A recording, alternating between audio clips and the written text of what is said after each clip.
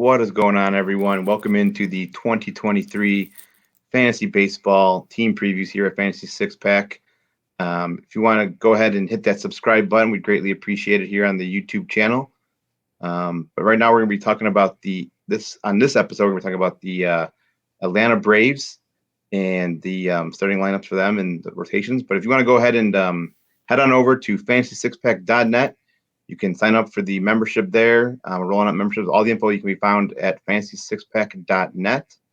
And hey, if you're looking to join a new league, I don't know if you're like me or JP and can't cure that itch and you got to get onto a new league, head on over to Fantrax.com. Fantrax has one of the better platforms for starting any type of league, redraft, dynasty. They have all your needs. So head on over to fantrax.com/fantasy6pack. But other than that, JP, let's get right into it. And excited. Let's do it. Yeah, talk about the Atlanta Braves. Well, I mean, everybody's going to talk about Ronald Acuna. I mean, how can you not, right? Is he come back from his injuries, right off the bat? I think the thing is that regardless of where you're looking, you're going to still draft him high.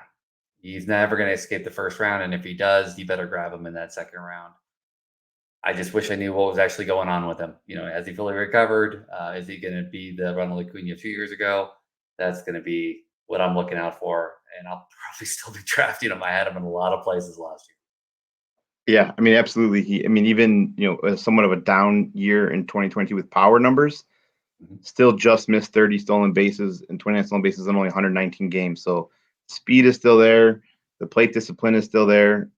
Like if you can get him, if he falls outside top 5, grab him where you can, because that's a great steal. But I think more intriguing name here in the lineup is the number 2 hitter there, Michael Harris. We saw him burst onto the scene last year, a great final run stretch for the Atlanta Braves. But what do you think about Michael Harris? And is he worth drafting at his ADP? Right now, he's currently has an ADP of 28. So you're looking right around early third, late second. Sure. Is that someone that you're going to be targeting as an outfield? Well, in a vacuum, right, I want Michael Harris on my team. Who wouldn't want the reigning NL Rookie of the Year?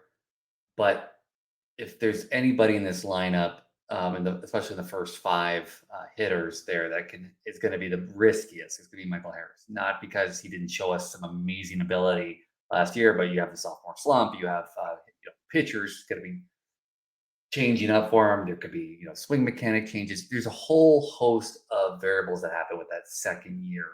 And I just don't want to put my draft capital in a quantity that could change quite drastically throughout the year. Michael Harris, second round, third round, is just too expensive for me. 4th, 5th round, probably. And I know 1 round doesn't sound like a big deal, but think of the the pitchers and the hitters that you're going at second and third round that you're going to be passing over for Michael Harris. That's a pretty big price to pay for a one amazing season. And don't get me wrong, he has the pedigree to show for it. But I just I want to hit those first 3 rounds, those first 4 rounds with known quantities. Maybe 1 lottery ticket, maybe 2, but really want to hit high upside. And Michael Harris, although at high upside, there is an incredible downside of that I'm concerned about there in this going into this season. Yeah, I mean, I absolutely agree. I think there's going to be some sort of regression to mean. He hit 19 home runs in only 114 games. I mean, he had an absurd 23% fly ball to home run ratio, which is just absurd. I think there was only 2 other guys to do that, and it was Aaron Judge and Kyle Schwarber, right? So you're talking about elite power hitters, and then this from a rookie. I think at some point there's going to be some regression on those power numbers.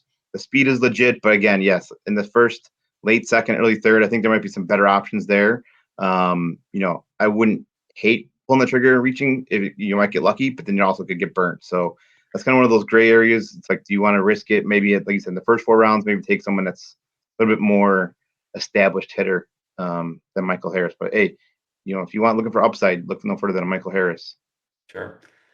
Now, my biggest thing being an Oakland A's fan and looking at this lineup and wanting to cry is the number 4 and 5 hitter. Not only because great trades from the Atlanta perspective. I don't know if we can say that Oakland got enough, but the contracts that those two got signed to are amazing. Atlanta is if from a fantasy perspective, if a owner signed those players to contracts in a fantasy league, I think we would scream collusion. I Yeah. think we would downvote all those contracts. I think these are possible. This shows that players A want to play for Atlanta, and B Atlanta just knows what they're doing. It kills me. Sorry, just had to make that comment. Seeing Olsen and Murphy next. Yeah, no, that one's got to pain you for sure. So But But Sean Murphy hitting in the lineup where he's actually protected, has all these names around him. I think he's just going to explode this next year. Especially with the ability to DH in the NL, so you could rest him as needed. Um, I- Sean Murphy is my high upside pick here. I know he's already an amazing catcher, but I think he's going to just hit another level this next year. yeah, I think he might be one of the catchers that is maybe being overlooked. You got your really big top names. Catcher's a very top heavy position. You're always looking to Right. find one of those guys, maybe in like middle rounds, later to middle rounds, that you can kind of sneak in there. Sean Murphy's that kind of guy. He might be getting overlooked. You swipe him up, and he totally outperforms his ADP. So definitely a good call on the Sean Murphy. I Yeah, think I mean, go another ahead. name that maybe we want to maybe hit on here is not the most popular name, but Marcell Ozuna here. Oh, Um, he's got an ADP right now of 322. wow. However, I mean, this guy produces when he's healthy. I mean, last year alone, he had 23 home runs in 124 games. Is that someone that you're looking for that late at 322? I mean, that's like 25th round, 26th Right, round if you're even going that deep in a redraft league. right. Yeah, 20th round and above, I'm doing 2 things. Right? I'm going for absolute lottery picks, so you're looking for those prospects that, the Walkers of the world that are gonna possibly be called up, after middle of the year or sometime in that, or you're looking for these type of bounce back candidates. And Azuna absolutely fits the bill. Super cheap.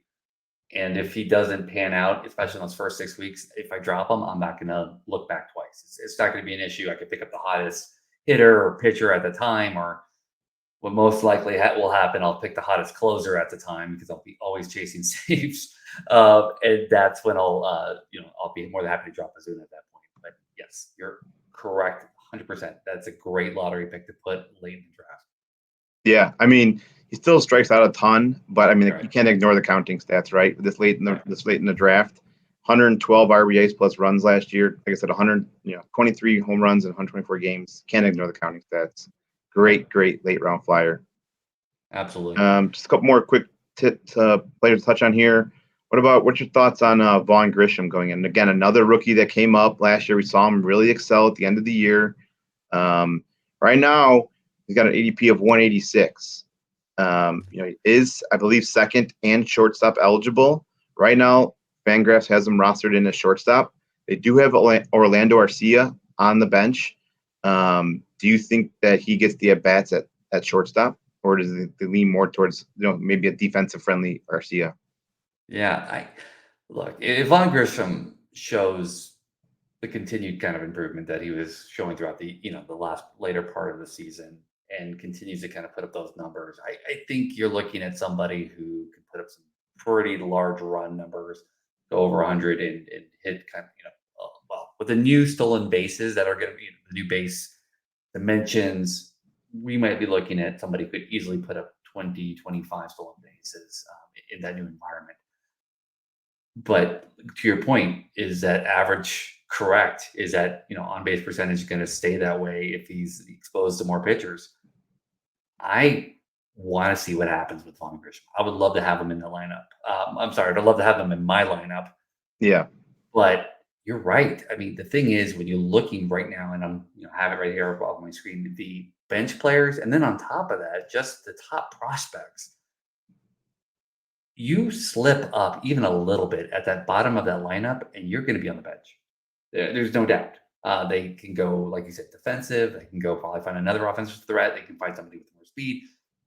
They have it all. So making that call with Vaughn Grissom, especially at that kind of price, I don't know if I want it. I don't know if I want that. If he was, Eddie Rosario, right? In the sense of he was in the number 7 hole or number 6.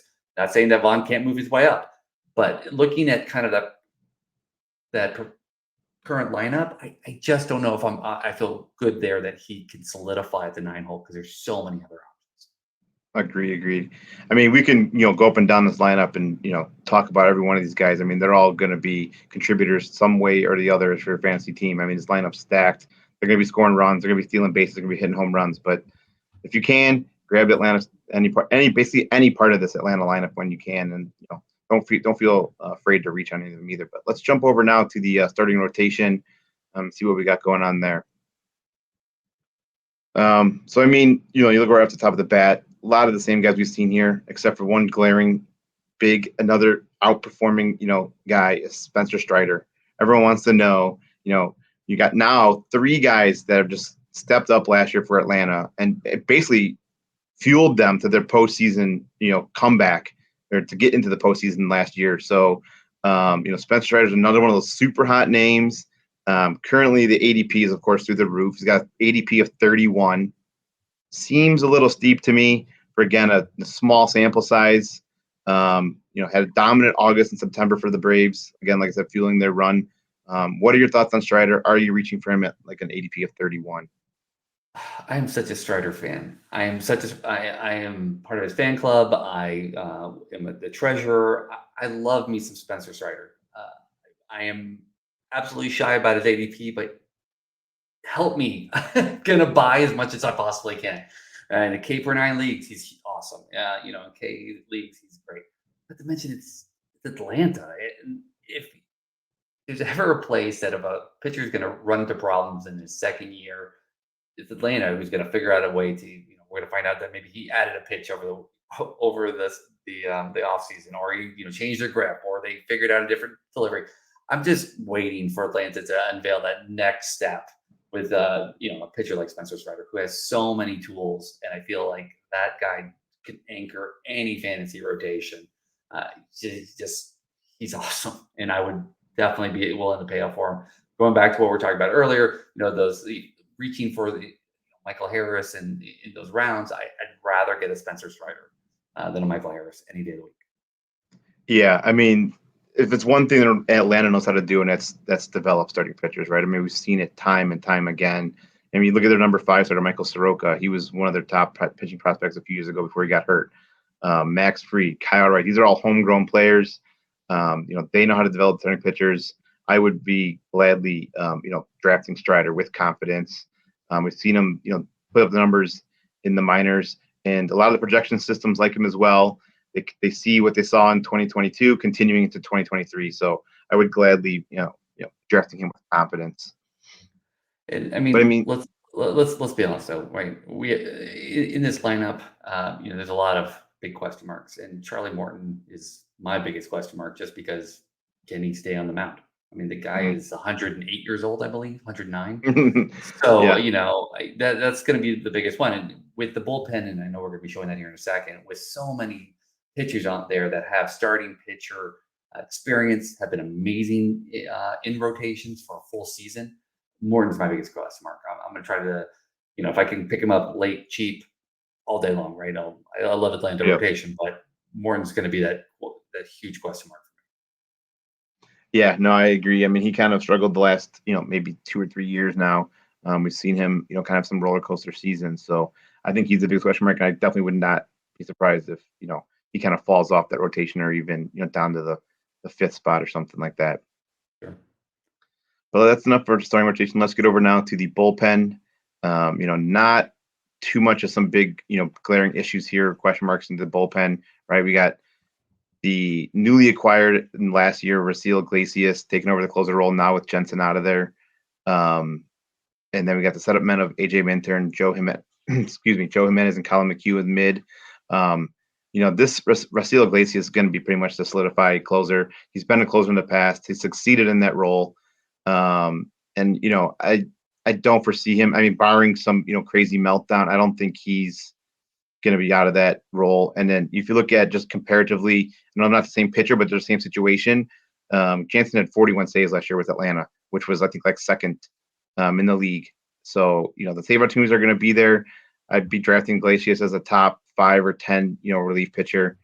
But other than that, I mean, this bullpen's just pretty much set up. Maybe if you're in a holds league, you might see a couple targets here. But what do you think?